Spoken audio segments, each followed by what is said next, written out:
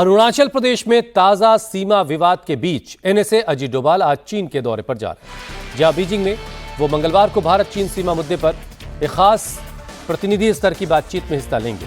इस बैठक में उनके चीनी समकक्ष और चीन के विदेश मंत्री वांग यी के साथ सीमा विवाद समेत दोनों देशों के बीच रिश्तों को लेकर बड़ी चर्चा हुई। डोभाल और वांग यी दोनों ही सीमा वार्ता प्रक्रिया के लिए नियुक्त विशेष प्रतिनिधि हैं। 2003 से शुरू हुई इस विशेष प्रतिनिधियों की वार्ता का ये 25वां दौर है, जिसका मकसद भारत चीन की 2488 किलोमीटर लंबी जो सीमा है उससे जुड़ा विवाद सुलझाना है।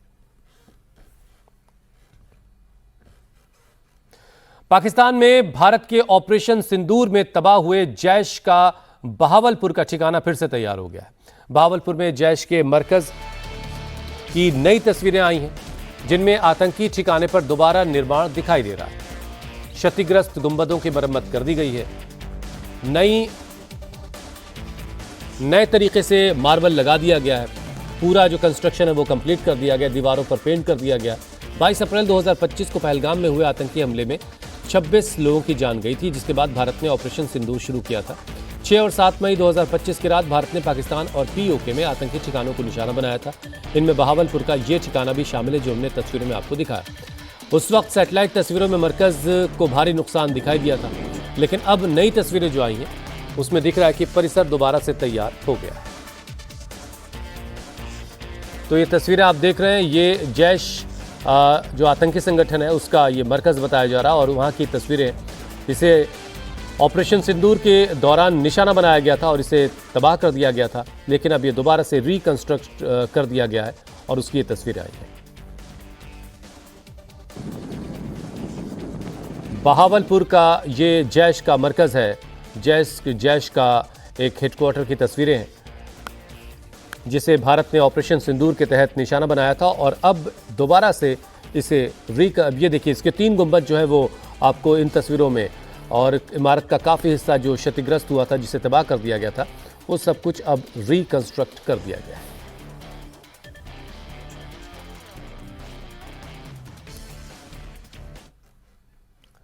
पाकिस्तान के पूर्व प्रधानमंत्री इमरान खान के इलाज को लेकर दुनिया भर के पूर्व क्रिकेट कप्तानों ने आवाज उठाई है। कपिल देव, दिलीप वेंगसरकर, सुनील गावस्कर समेत पूर्व भारतीय कप्तानों समेत 21 कप्तानों ने शहबाज शरीफ सरकार को खत लिखा है, जिसमें उन्होंने मांग की है कि सुप्रीम कोर्ट के आदेश के मुताबिक इमरान खान की मेडिकल जांच करवाई जाए, उन्हें ज़रूरी इलाज दिया जाए।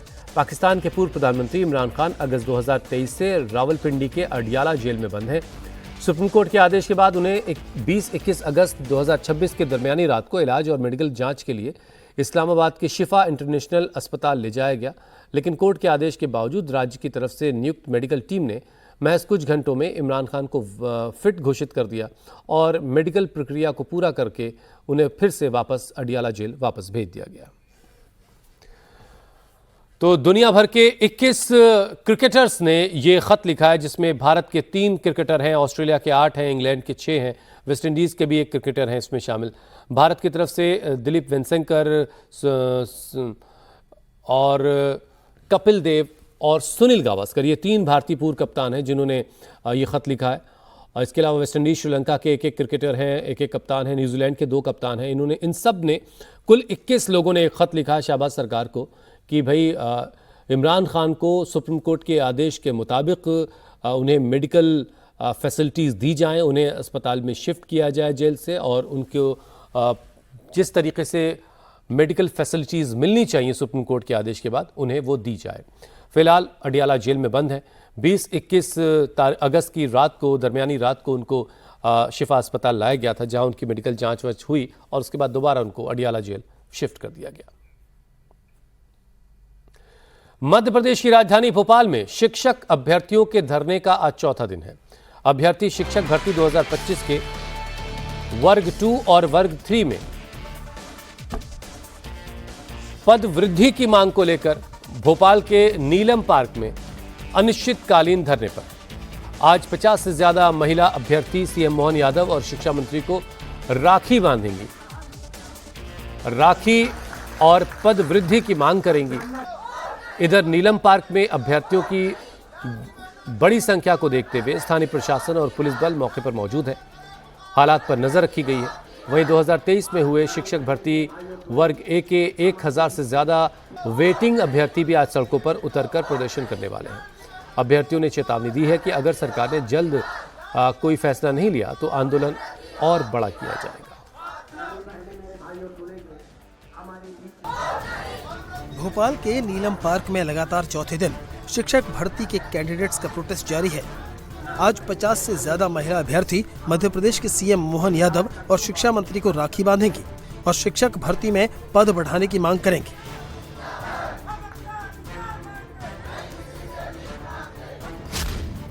भोपाल के प्रदर्शनकारी अभ्यर्थियों ने शिक्षक वर्ग 3 में 25,000 अतिरिक्त पद बढ़ाने की मांग की है, तो प्राथमिक शिक्षक वर्ग 2 में हर विषय में 3,000 पद बढ़ाने की मांग की गई है। मध्य प्रदेश में 2023 में हुए शिक्षक भर्ती वर्ग 1 के 1000 से ज्यादा वेटिंग कैंडिडेट भी आज सड़कों पर उतरकर प्रोटेस्ट करने वाले हैं।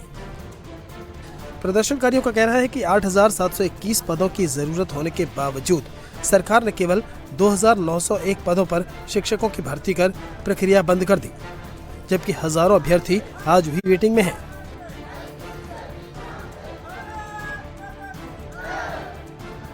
मध्य प्रदेश शिक्षक भर्ती के ये कैंडिडेट नवंबर 2025 से अलग अलग फेज में आंदोलन कर रहे हैं। जनवरी से जुलाई तक भोपाल में धरने, भूख हड़ताल, मुंडन और मुख्यमंत्री के नाम खून से पत्र लिखकर विरोध जताया गया।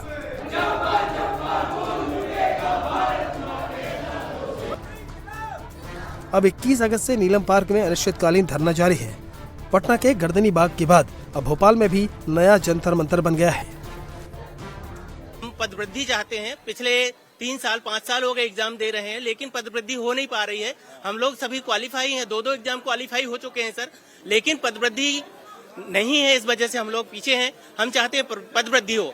अच्छा, तो ये आप में क्वालिफाई आप पास हुए हैं, लेकिन जरूरी नहीं है ना नियुक्ति मिले सरकार का? जी हाँ, मैंने 3 एग्जाम क्लियर किया हुआ, पात्रता परीक्षा भी की है, 97 मार्क्स है मेरे, और अभी भी मेरे 87% है, जो कि मैंने चयन परीक्षा भी दिया हुआ। चयन परीक्षा होने के बाद भी मैं बैठा हूँ क्योंकि पद नहीं है। अल्प पद होने की वजह से हम लोग सब यहाँ हड़ताल पर हैं। कब एग्जाम दिया था? 2025 में? हाँ, 2025 में 2022 में नोटिफिकेशन निकला था प्री। वर्ग 2 के लिए कितनी पोस्ट थी? 8,000? नहीं सर, 4,000 पोस्ट थी। 8,000 पोस्ट थी वर्ग 2 के लिए। वर्ग 3 के लिए करीबन 13,000। हर सब्जेक्ट में सर किसी में 500 पद दिए, हर सब्जेक्ट में अलग अलग पद थे, किसी में 500 पद दिए, किसी में 300 दिए। तो हमें तो पदवृद्धि चाहिए। हमारे मतलब अच्छे परसेंटाइल है, 99 परसेंटाइल है, फिर भी हमारा सिलेक्शन नहीं हुआ। तो आप पद बढ़ा दीजिए तो हमारा सिलेक्शन हो जाए। 6,800 भर्तियां हुई हैं, सारे पद खाली पड़े हैं। 2025 में जब एग्जाम दिए थे वर्ग 2 के लिए कितनी थी? वर्ग 2 के लिए 8,000 और वर्ग 3 के लिए 15,000 भर्तियां निकली थी। लेकिन इनमें 15 और 8 आपके हिसाब से कितने हुए? 23 हो गए। और भर्ती कितनी थी? सर भर्तियां तो 1.5 लाख पद अभी भी। उन्होंने दिया कितनी लोग? उन्होंने लोगों को दिए 4,000 वर्ग 2 में और 6,000 वर्ग 3 में दिए, बाकी सारे पद खाली हैं। तो अब आप कितने चाहते हो? हम चाहते हैं हर विषय वर्ग 2 में 3,000, वर्ग 3 में 25,000 पद वृद्धि चाहते हैं। शासन हमारी मांगों को मान ले। नीलम पार्क में अभ्यर्थियों के भारी जमावड़े को देखते हुए स्थानीय प्रशासन और पुलिस बल मौके पर तैनात है और स्थिति पर नजर बनाए हुए है। अभ्यर्थियों के मुताबिक सरकार बेरोजगारों की उपेक्षा कर रही है और उनकी जायज मांगों को नजरअंदाज किया जा रहा है। भोपाल के जंतर मंतर पर एमपी के अलग अलग जिलों के विद्यार्थी हैं, महिलाएं भी हैं और पुरुष भी, जो अपने छोटे छोटे बच्चों के साथ धरने पर बैठे हुए हैं। और अब इस जंतर मंतर पर भी अनशन शुरू हो गया है। नीलम पार्क में राजेंद्र राजपूत अन्न जल त्याग कर बैठे हैं, लेकिन सरकार की ओर से अब तक बातचीत के लिए कोई प्रतिनिधि नहीं पहुंचा, जिसको लेकर छात्र नाराज हैं। हम लोग 9 महीने से प्रयास कर रहे हैं। जितने लोग हमको बताते हैं कि इस तरीके से पदवृद्धि हो जाती है, सरकार में सुन लेते हैं। सब आप भी सोचिए, जो तरीका होता है शांति वाला सारे अपना रखे हैं, फाइल में रखे हैं। डेलीगेशन भेजा है, आंदोलन किए हैं, रोड जाम किए, सरकार समझ ही नहीं रही थी। अंत में आके हमने पानी छोड़ा है, और हमारे उस साथी के लिए पानी छोड़ा है जो दिल्ली अपने पिताजी का कैंसर का इलाज करा रहा है। वो कह रहा है कि हमारे पदवृद्धि में सिलेक्शन हो जाएगा। उस साथी के पिताजी को क्या जवाब देंगे आप? आंदोलनकारियों का दावा है कि सरकारी स्कूलों में शिक्षकों के हजारों पद खाली हैं। इसके बावजूद शिक्षक भर्ती 2025 में कम पदों पर वैकेंसी निकाली गई है। सर हम तो यही करेंगे, अगर आज हमारा नरेंद्र भाई भूख हड़ताल में बैठा है, 4 दिनों से बिना पानी के बैठा है, तो कल से हम लाडली बहना भी भूख हड़ताल में बैठेंगी बस। और और हमसे भी यही मांगे, अगर हमको रक्षाबंधन के पहले पदवृद्धि नहीं मिलती, अभी तक तो हमारा शांति से आंदोलन चल रहा है, इसके बाद हम आक्रामक आंदोलन करेंगे, हम उसमें भी उतर आएंगे। क्या करेंगे सर, हम इसके लिए जो करना पड़े हम वो करेंगे। भोपाल के प्रदर्शनकारी अपनी मांगों के माने जाने तक प्रोटेस्ट जारी रखने पर अड़े हुए हैं।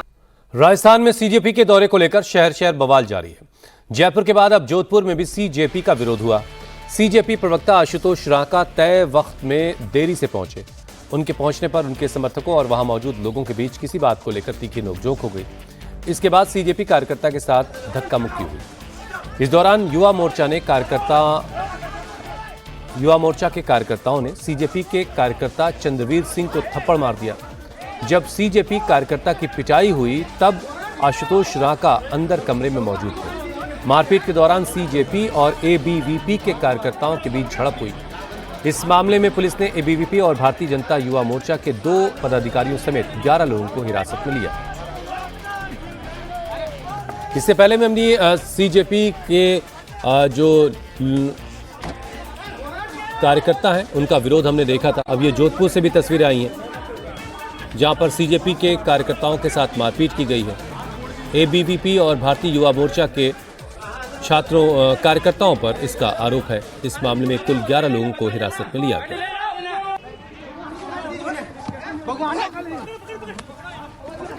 दो दिन पहले 21 अगस्त को जयपुर में रामपुरा कंवरपुरा गांव में सरकारी स्कूल के निरीक्षण के दौरान सीजेपी कार्यकर्ताओं पर भी हमला हुआ था। सीजेपी ने कार्रवाई के लिए 48 घंटे का अल्टीमेटम दिया था। गांव वालों ने भी सीजेपी के खिलाफ एक्शन नहीं होने पर गिरफ्तारियां देने की चेतावनी दी थी।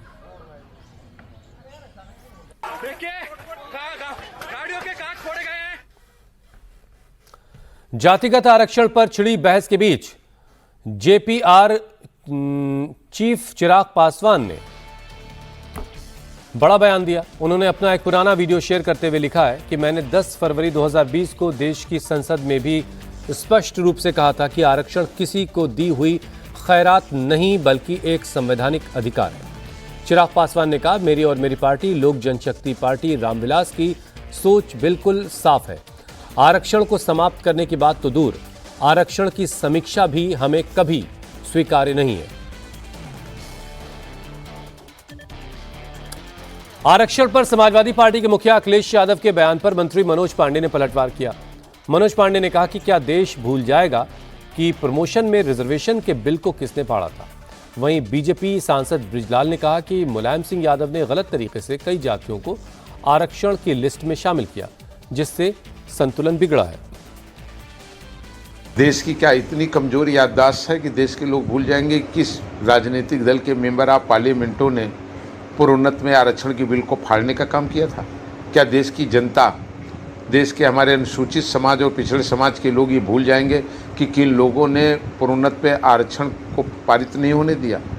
क्या देश के लोग इसे भूल जाएंगे कि 2024 में जिन लोगों ने देश को गुमराह करने का काम किया और बड़ी आईटी और सोशल मीडिया कंपनी के माध्यम से सीना पीट पीट करके कह रहे थे कि मोदी जी आ गए तो आरक्षण खत्म हो गया, और उसी देश की सम्मानित जनता ने देखा कि तीसरी बार शपथ लेने से पहले भारत के यशस्वी प्रधानमंत्री ने उसी संविधान के ऊपर मत्था टेक करके देश को ये विश्वास दिलाया कि आदरणीय मोदी जी के रहते हुए आरक्षण पर कोई भी संशोधन और आरक्षण से कोई छेड़छाड़ नहीं हो सकता। देश की जनता जानती है कि इस राज्य में, उत्तर प्रदेश में आरक्षण का मान मर्दन सबसे ज़्यादा किसने किया।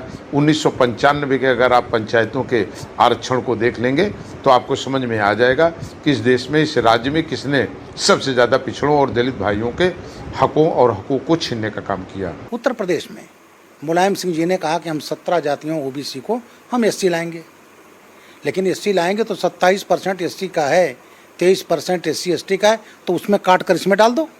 नहीं किए। और इन्होंने क्या किया, भारत सरकार से होता वो जातियों का परिवर्तन पार्लियामेंट एक्ट से, वो नहीं हुआ। डीएम पर दबाव डाल करके कई ओबीसी जातियों को एससी सर्टिफिकेट दे दिया। कई जातियां ऐसी थी जो अपना टाइटल गोंड खरवार लिखने लगी, जो केवल ट्राइबल हैं मिर्जापुर सोनभद्र के। ये आते हैं 2004 में तो उनको ट्राइबल बना दिया। आज स्थिति ये है, समाजवादी पार्टी सरकार की वजह से चंदौली, मिर्जापुर, सोनभद्र का एक भी ट्राइबल आदमी आज चपरासी नहीं हो पा रहा है। तो ये चीजें तो घपला समाजवादी पार्टी ने किया है। और ये जब बात करेंगे पीडीए की, केंद्रीय मंत्री किरण रिजिजू ने अरुणाचल प्रदेश की तेज बहती नदी में तैरते हुए अपना एक वीडियो शेयर करके राहुल गांधी पर तंज कसा। किरण रिजिजू ने कहा कि कुछ लोग कह रहे हैं कि वो राहुल गांधी जैसा कर रहे हैं, लेकिन ऐसे एडवेंचर एक्टिविटी के लिए राहुल गांधी को शायद ट्रेनिंग की जरूरत पड़ सकती है। रिजिजू ने कहा कि तेज बहती नदी में तैरना उनके लिए कोई नई बात नहीं है, बल्कि बचपन से ही वो इस तरह की एक्टिविटी उनकी जिंदगी का हिस्सा रही है और उनके लिए बच्चों का खेल है। दरअसल जून 2026 में राहुल गांधी का निकोबार में स्कूबा डाइविंग करते हुए एक वीडियो सामने आया था, जिसके बाद किरण रिजिजू ने भी स्वराज द्वीप में स्कूबा डाइविंग की थी। तब से रिजिजू पर राहुल गांधी की देखा देखी करने का आरोप लगता है। अब रिजिजू ने अरुणाचल की तेज बहती नदी में तैरते हुए एक वीडियो शेयर कर इन बातों का जवाब दिया है। तो ये जो आप तस्वीरें देख रहे हैं, ये किरण रिजिजू हैं, केंद्रीय मंत्री। वो नदी के तेज बहाव में तैरते हुए दिखाई दे रहे हैं और ये वीडियो खुद उन्होंने शेयर किया है और राहुल गांधी पर इस वीडियो के जरिए तंज कसा है। रिजिजू ने कहा है कि कुछ लोग कह रहे हैं कि राहुल गांधी जैसा वो कर रहे हैं, लेकिन ऐसा एडवेंचर एक्टिविटी करना राहुल गांधी के लिए शायद मुश्किल हो, इसके लिए उनको ट्रेनिंग लेनी पड़ जाए। रिजिजू ने कहा कि तेज़ बहती नदी में तैरना उनके लिए कोई नई बात नहीं और बचपन से इस तरह की एक्टिविटीज़ उनकी ज़िंदगी का हिस्सा रही हैं। उनके लिए तो ये बच्चों का खेल है।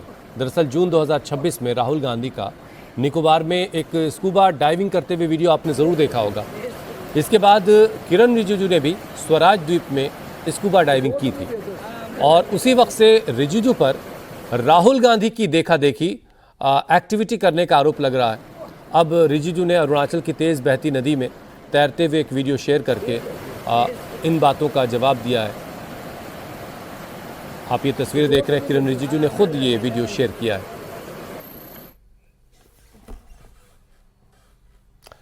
रक्षाबंधन के त्यौहार पर जहां मिलावटखोर एक्टिव है, वहीं फूड डिपार्टमेंट ने भी कमर कस रखी है। 24 घंटे के अंदर यूपी, गुजरात और राजस्थान में बड़े पैमाने पर छापेमारी हुई।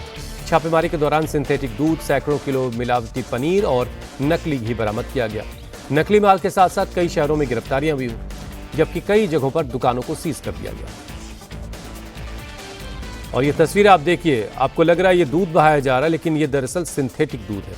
ये दूध अगर आपके घरों तक पहुंच जाता तो आपको, आपके परिवार के लोगों को बहुत बीमार कर सकता था और इसीलिए ये सारा दूध बहा दिया गया, नष्ट कर दिया गया। इसके साथ मिलावटी पनीर और नकली घी, ये सब कुछ जब्त हुआ, उसे नष्ट किया गया और बहुत सारी गिरफ्तारियां हुई हैं।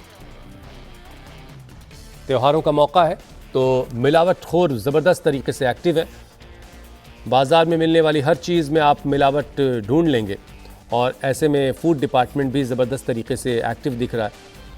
लगातार अलग अलग शहरों में कार्रवाई हो रही है और सिंथेटिक दूध, मिलावटी पनीर और नकली घी और भी ऐसे तमाम सारी जो नकली चीज़ें, मसाले में बहुत सारी मिलावटें हो रही हैं, इन सारी जगहों पर रेड हो रही है और दुकानों को सीज किया जा रहा है। अलग अलग कंपनियों के खिलाफ कार्रवाई की जा रही है, डेयरीज के खिलाफ कार्रवाई की जा रही है।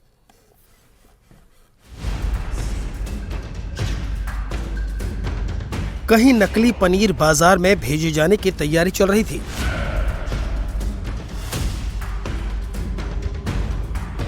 तो कहीं मिलावटी दूध को घर घर तक पहुंचाने की साजिश थी। लेकिन फूड सेफ्टी डिपार्टमेंट ने जहर का कारोबार करने वालों के मंसूबे फेल कर दिए।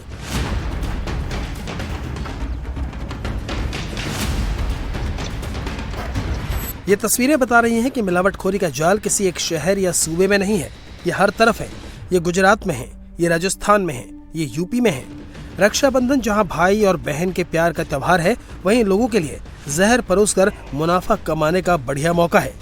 लेकिन इनके मंसूबों को फेल करने के लिए फूड सेफ्टी डिपार्टमेंट एक्शन में आ चुका है। जयपुर के छोटवाड़ा में माया डेयरी से पनीर का नमूना लिया और जब नतीजे आए तो सब हैरान रह गए। पूरा का पूरा पनीर संक्रमित था। इसके बाद करीब 300 किलो संदिग्ध पनीर नष्ट किया गया। पनीर बहुत ही खराब तरीके से रखा गया था। ऐसा पनीर अगर बाजार में चला जाता तो कई लोगों को बीमार कर सकता था।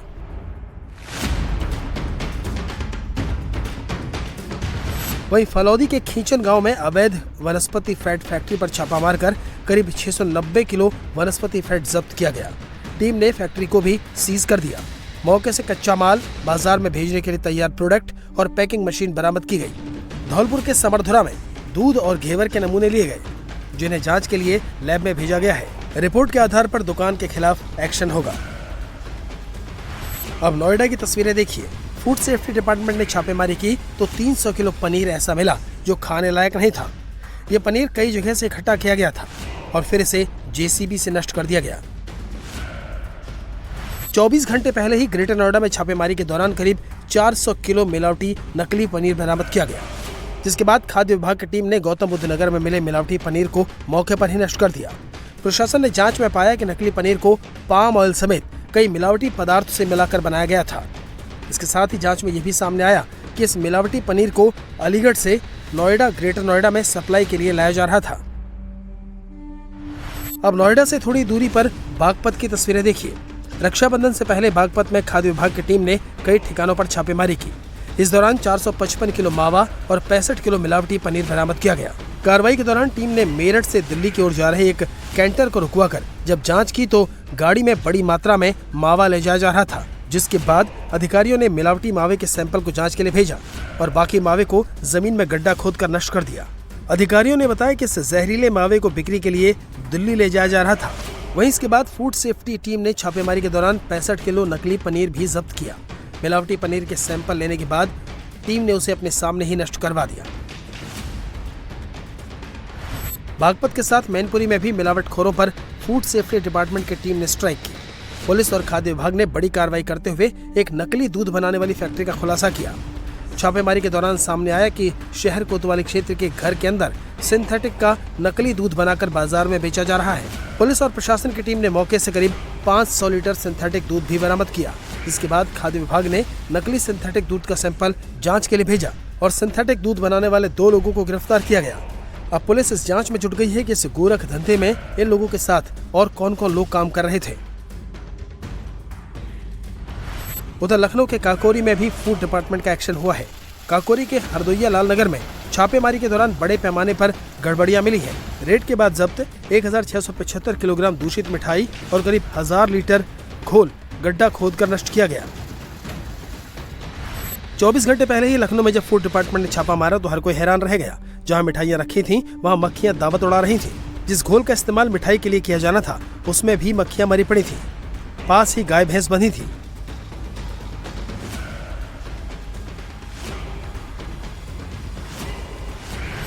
कितनी अनहाइजीन कंडीशन है।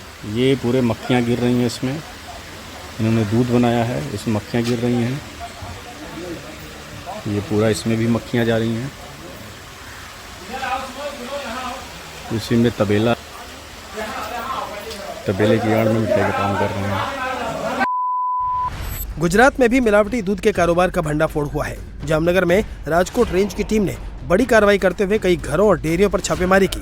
इस कार्रवाई के दौरान पुलिस ने करीब 7000 लीटर से ज्यादा मिलावटी दूध, 120 किलो वनस्पति घी और 15 किलो दूध बनाने का पाउडर बरामद किया। इसके बाद मामले की जानकारी फूड सेफ्टी विभाग को दी गई और फिर खाद्य विभाग के अधिकारियों के सैंपल लेने के बाद मिलावटी दूध, वनस्पति घी और दूध पाउडर को नष्ट कर दिया गया। बता दें कि पुलिस को ग्रामीण थाना क्षेत्र के हरिपार गाँव में नकली दूध का कारोबार करने की खबर मिली थी, जिसके बाद जब गाँव में छापेमारी की गई तो इस मिलावटी दूध के गोरख धंधे का खुलासा हुआ। कर रहे जो मटेरियल आया है और उसके वाउचर वगैरह, उसके बाद हम लोग बता सकते हैं कि कितने समय से ये लोग ये मिक्सिंग की कार्रवाई कर रहे थे। हाँ, ये जो भेड़सेल वाला दूध है मिलावट वाला, वो भी तो एक ही गांव से पकड़ा गया है जो बातमी के आधार पर। बाकी भी हमारी टीम अभी एक्टिव है, जहाँ पे भी ये माहिती हमको मिलती है हम लोग रेड करेंगे। आज अहमदाबाद में मिलावटी खाने के सामान के खिलाफ ड्राइव चलेगी। सरकार ने तय कर लिया है कि मिठाई और दूध के नाम पर जहर बेचने वालों के खिलाफ सख्त एक्शन होगा। स्वाइन फ्लू के मामले बढ़ने पर दिल्ली सरकार के स्वास्थ्य विभाग ने एडवाइजरी जारी की है, जिसमें लोगों से भीड़ भाड़ वाली जगहों पर मास्क पहनने और सांस की बीमारी से पीड़ित लोगों के ज्यादा करीब न जाने की अपील की। एडवाइजरी में लोगों से कहा गया कि खांसते या छींकते वक्त अपना मुंह और नाक को ढक लें, साबुन और पानी से हाथ लगातार धोते रहें। राजधानी में H1N1 यानी स्वाइन फ्लू के मामले बढ़ रहे हैं। दिल्ली में इस साल इन्फ्लुएंजा ए के 2300 से ज्यादा मामले रिपोर्ट हो चुके हैं। ये वो मामले जो कागज पर रिपोर्ट हुए। स्वास्थ्य विभाग ने बताया कि अकेले गुरुवार को ही H1N1 के 114 मामले रिपोर्ट हुए। तो स्वाइन फ्लू का जो प्रकोप है वो दिल्ली में बढ़ रहा और इसको लेकर के दिल्ली सरकार ने एडवाइजरी जारी कर दी है, जिसमें लोगों से भीड़ भाड़ वाली जगहों पर जाते वक्त एहतियात बरतने के लिए कहा गया। उनसे कहा गया कि आप मास्क पहन करके जाएं, अगर आपको सांस की कोई परेशानी है तो आप मास्क ज़रूर लगाएं और ऐसे लोगों से भी बचें जिनको सांस की बीमारी है। खांसते छींकते वक्त अपना मुंह ढक लीजिए या फिर मास्क लगाए रहिए और लगातार दिन भर अपने हाथों को साफ रखने की कोशिश कीजिए। साबुन और पानी से लगातार हाथ धोते रहिए। H1N1 के मामले दिल्ली में बढ़ रहे हैं। दिल्ली में इस साल इन्फ्लुएंजा ए के 2300 से ज़्यादा मामले रिपोर्ट हो चुके हैं। ये वो मामले जो रिपोर्ट हुए हैं, इससे कहीं ज़्यादा मामले अनरिपोर्टेड भी हो सकते हैं। स्वास्थ्य विभाग ने बताया कि अकेले गुरुवार को H1N1 के 114 मामले सामने आए हैं।